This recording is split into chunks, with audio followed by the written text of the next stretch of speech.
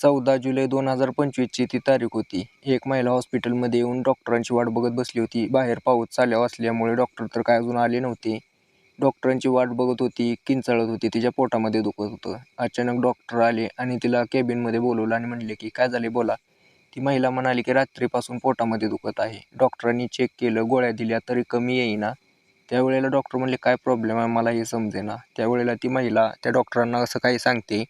ती म्हणते की माझ्या बहिणीचा पोरगा घरी आलेला होता, त्याच्यासोबत मी संबंध बनवले, पण संबंध बनवताना कंडोम आतमध्येच राहिले. त्यावेळेला डॉक्टर ती जे गुप्तांग बघतात कंडोम कुठं आहे बघण्यासाठी, त्याच्यानंतर तेही बेहोश होतात त्या ठिकाणी. नेमकं काय घडलं होतं त्या रात्री आणि डॉक्टर का असे चक्कर आल्याने केलं त्यांनी ज्या वेळेला तिचे गुप्तांग बघितले, पूर्ण स्टोरी सांगतो मित्रांनो. व्हिडिओला शेवटपर्यंत बघा मित्रांनो. लाईक करा, शेअर करा, चॅनल सबस्क्राईब नक्की करा. तर नमस्कार मित्रांनो, पुणे शहरामध्ये घडलेली ही घटना. या घटनेची सुरुवात 2012 पासून होते. 2012मध्ये अंजली नावाची महिला तिच्या घरच्यांसोबत वाद घालत होती. त्याचं कारण होतं की या अंजलीला एका माणसावरती प्रेम झालेलं होतं. त्याचं वय थोडं तिच्यापेक्षा 5 ते 6 वर्षांनी मोठं होतं. पण पैशापुढे कोणाचं काय चालतं, ना वय चालतं ना घरच्यांचं काय चालतं. आता तो जो व्यक्ती होता सरकारी नोकरीमध्ये होता, म्हणजे चांगला प्रकारे सेटल होता, पगार चांगला होता, वरचे पैसे मलाई वगैरे चांगली यायची. त्यामुळे तो या अंजलीला चांगले महागडे गिफ्ट द्यायचा, स्कूटर गाडी सगळं घेऊन देत होता. त्यामुळे तिच्या घरचेही कधी काय बोलले नाहीत. शेवटी त्या अंजलीने तिची इच्छा पूर्ण केलीच. तो जो सरकारी नोकरीला रमेश होता त्याच्यासोबत तिचं लग्न झालं. संसार सुखी चालू होता. हिची ती मोठी बहीण हिच्यावरती नाराज होती, कारण हिनं लव्ह मॅरेज केलं होतं. म्हणायची की तू आमच्या घराचं खानदानाचं नाव खराब केलं. पण ती काय तिच्या बहिणीला जुमानत नव्हती. दोघींमध्ये भांडण चालू होतं, बोलणं चालणं बंद होतं. पण त्या बहिणीचा पोरगा अनिल नावाचा एक छोटासा पोरगा होता. त्यावेळेला त्याचं वय असेल साधारणतः 7 ते 8 वर्ष.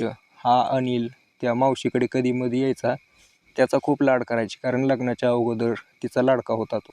आता हा अनिल ज्यावेळेला पण या अंजलीपाशी जायचा, त्यावेळेला तिचा पती रमेश त्यालाही लाड करायचा आणि म्हणायचं की आपल्याला मूल बाळ नाही अजूनपर्यंत, पण हाच आपला पोरगा आहे असं समजू, आणि त्याला कधीमध्ये सांभाळायचा. अंजलीचा संसार तर सुखी चालू होता, पण अंजलीच्या लग्नाला भरपूर दिवस झाले होते. मूलबाळ नव्हतं. आता अंजलीलाही वाटायचं की तिच्या बहिणीसारखं तिलाही एक पोरगी असावी, पण ते काय अजून झालेलं नव्हतं. तिच्या नवऱ्यातच दोष आहे असं वाटायचं तिला. त्यामुळे ती त्या रमेशसोबत वाद घालायची, रोज वाद घालायची. आता हा जो रमेश होता पूर्णपणे कंटाळून गेलेला होता. तो म्हणायचा की हे बघ, तू मला सोड नाहीतर मी जीव देतो असं म्हणायचा. पण या अंजलीला पाहिजे होता फक्त शरीर संबंध. कुणीतर रगडावं तिला, रात्रभर रगडावं, आणि तिला एका बाळाची अपेक्षा होती, ते पण पूर्ण होत नव्हती. आता या सगळ्यांचं कारण हे होतं, ही जी अंजली दारू प्यायची, क्लबला जाऊन पार्टी करायची. दारू वगैरे पिल्यामुळे हिच्या शरीरामध्ये जे शुक्राणू बनतात ते बनायला चान्सच नव्हता. आणि तो रमेश, त्याचेही शुक्राणू वीक होते. दिवसभर बसून ऑफिसमध्ये काम असायचं, व्यायाम नव्हता, पोट सुटलेलं. आता या दोघांमध्ये भांडण वाढत गेल्यामुळं संबंध पण कमी बनायला लागले होते. ही जी अंजली आहे, क्लबमध्ये गेल्यानंतर तिथल्या माणसांसोबत ओळख करायची, संबंध बनवायची. या अंजलीला अशी सवय असल्यामुळे तिचा पती आता तिच्यासोबत संबंध बनवत नव्हता. त्याला वाटायचं की हिला काय रोग झाला म्हणजे ही मला पण रोग करेल. या अंजलीला असं वाटलं की आता आपलं काय खरं नाही. नवरा तर संबंध बनवणार, ज्यांच्यासोबत बनवते ते तर वयस्कर आहेत. आता मला तर काय होणं शक्य नाही मूलबाळ. ती एखाद्या तरुणाच्या शोधात होती, जो की तिला प्रेग्नेंट करेल. कारण एखाद्या तरुण पोराचे जे शुक्राणू असतात खूप स्ट्रॉंग असतात असं तिचं मानणं होतं.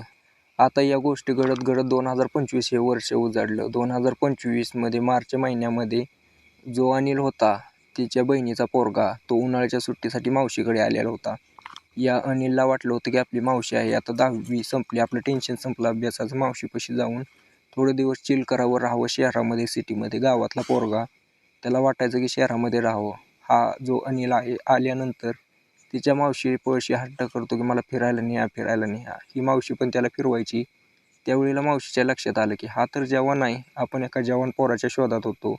जर याच्यासोबत मी संबंध बनवले तर मी प्रेग्नेंट होईल आणि मला एक बाळ होईल, असा विचार करून ती त्या अनिलसोबत संबंध बनवायचा प्रयत्न करायला लागली. म्हणजे कसं, त्याला थोडी हिंट द्यायला लागली. अनिलला थोडं उपसावायची, गरम करायची. हा जो अनिल आहे आत्ताच जवान झालेला होता, त्याची ही इच्छा व्हायची. आणि शेवटी आजकालची 8वी-9वीतली पोरं ही अश्लील व्हिडिओ बघतात. त्याच्यामुळे कसं आहे, पूर्ण आपल्या समाजामध्ये ही अश्लीलता पसरलेली आहे. हा अनिल पण तिला रिस्पॉन्स द्यायला लागला. आता त्या अनिललाही लक्षात आलं होतं, ही जी त्याची मावशी आहे अंजली, कधी ना कधी आपल्याला संबंध बनवायला लावलेच तिच्यासोबत. त्यामुळे त्यालाही वाटत होतं की बनवावे. त्याने कंडोमचं पाकिट आणून ठेवलं होतं. पण हा पोरगा नवीन, याने कधी अशी कंडोमची खरेदी वगैरे केली नव्हती. त्यावेळेला त्याने एक्स्ट्रा लार्ज या साईजचं कंडोम आणलं होतं. एक दिवशी असंच ही अंजली त्याच्या रूममध्ये आली आणि तिथं येऊन अश्लील व्हिडिओ बघायला लागली. आता हा जो अनिल आहे तिच्याकडे बघायचा, तिच्या शरीराकडे बघायचा. तिने अर्धी कापडं घातलेली होती. त्यावेळेला हा पण गरम झाला आणि मावशीच्या अंगावरून हात फिरवायला लागला. त्यावेळेला हिनंही मोबाईल साईडला ठेवला आणि पूर्ण कापडं काढून टाकली. त्याची कापडं काढली आणि त्याला पूर्ण फोरप्ले करायला लागली. मिठीत घेतलं. अनिलचं हत्यार हातात धरलं आणि घालायला लागली. अनिल म्हटला की नाही नाही, मी असं करणार नाही, मी पाकीट आणले, मी पाकीट लावणार आहे. त्यावेळेला ती अंजली म्हटली की नाही, मला असं नाही, मला असंच करायचं आहे. तो अनिल म्हणला की नाही, परत करू, पण आज तर मी पाकीट लावणार आहे, पहिल्यांदाच आहे, मला काय माहीत नाही, जर काय प्रॉब्लेम आला तर मी काय करू. म्हणून ती अंजली म्हणली ठीक आहे, तुझी इच्छा, परत तर तुला बिना पाकीटचं करावंच लागेल. आता त्या अनिलने पाकीट काढलं, लावायचा प्रयत्न केला तर एक्स्ट्रा लार्ज होतं. आता कसं करायचं, बसना. एकतर त्याचं बारकं वयाच्या मानानं, मग त्याने कसं तरी बसवलं आणि तिच्यासोबत संबंध करायला लागलं. दोघे आता एवढे मग्न झाले होते संबंध करण्यात, त्यांना भानच राहिलं नाही की ते कंडोम निघून कधी त्याच्या गुप्तांगामध्ये शिरलं आणि जसे झटके मारल तसे आतच जात जात गेलं. त्यावेळेला यांची पूर्ण संतुष्टी झाली.